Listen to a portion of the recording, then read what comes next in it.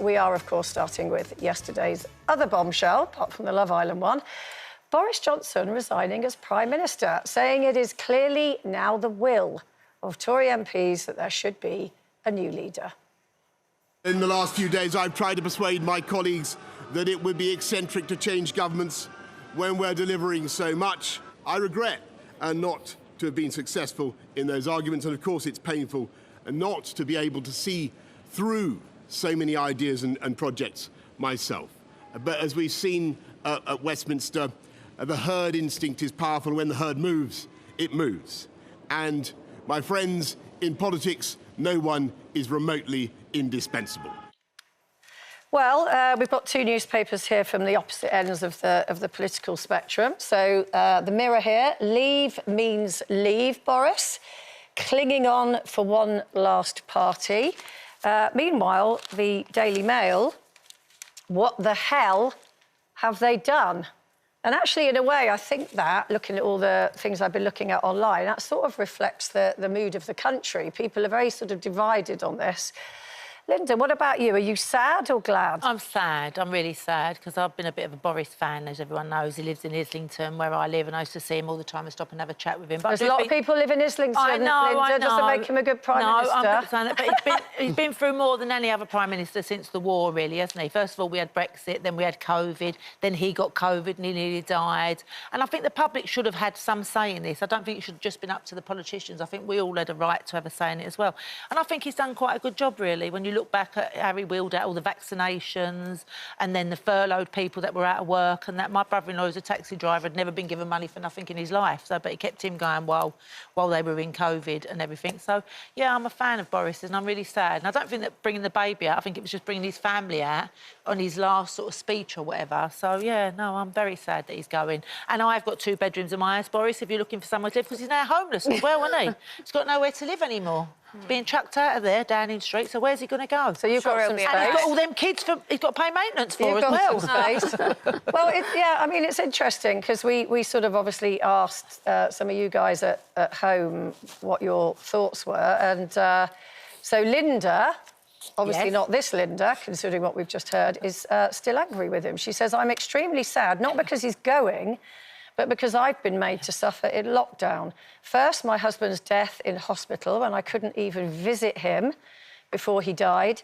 Then hearing about Partygate. People sat on each other's knees because there were not enough seats. We could only have 17 people at my husband's funeral. And, you know, there are a lot of people that feel that way, that he let them down, that he lied, that he presided over a Downing Street where they were not following the own rules that they set. But it wasn't just Boris, it was the rest of the politicians too. But he's the Prime Minister. I know, yeah, but also he didn't plan Partygate, did he? It was like his birthday, and Carrie surprised him with a birthday cake. It was apparently never touched. Well, there are other parties that were going on. But where do you stand on it, Frankie? I mean, weirdly, I feel like this was the most clear speech he's ever given. You know, since it's been up there, you know, it's always everyone kind of makes a joke out of it. And I feel like for once he didn't do that. He kind of knew exactly what he was saying, and maybe that was because, you know, he was talking about himself and he wasn't having to give loads of info and stuff that maybe he wasn't... He didn't really know that much about. But I think for me, it makes me feel nervous. As you know, the person living out here, I'm like, what happens now? Who's going to be instead? Is there anyone any better? I don't really believe that there is. And like you said, we haven't had a say in it. We're not going to have a say who comes in next. Who knows if they're going to be any better? And then what happens in this interim? Well, we'll get a say in a couple of years. Where do you stand, Kelly? Well, I never voted Boris in. I didn't vote Conservative at that particular time. But I think what I liked about his speech is the fact that he said himself, no one is indispensable. And I think he's had a really bad rep where everybody's been saying, you know, he thinks of himself as though he is, as though he's in some way above the law. So the fact that he said that within his speech, I thought it was a really nice sort of humbling moment of saying, no, actually, everybody has to be held accountable, even himself. So I was really relieved when he stepped down. I think it was the right thing to do. Could have been a little bit earlier, but nevertheless, the right thing to do. Yeah, it's interesting because, you know, obviously he's a journalist, and I know lots of journalists that have worked with him over the years, and they always said that even when he first got the job, he doesn't have an attention to detail that you kind of need when you're PM. So he's a great front man. And Sarah Vine's done an excellent piece in the Mail today. She was married to Michael Gove, of course. And she said that when the country voted Brexit, which of course is when Boris kind of came in on the wave of it, they couldn't find him anywhere. Everybody was, you know, trying to sort out behind the scenes, working really hard to get Brexit done. Couldn't find him.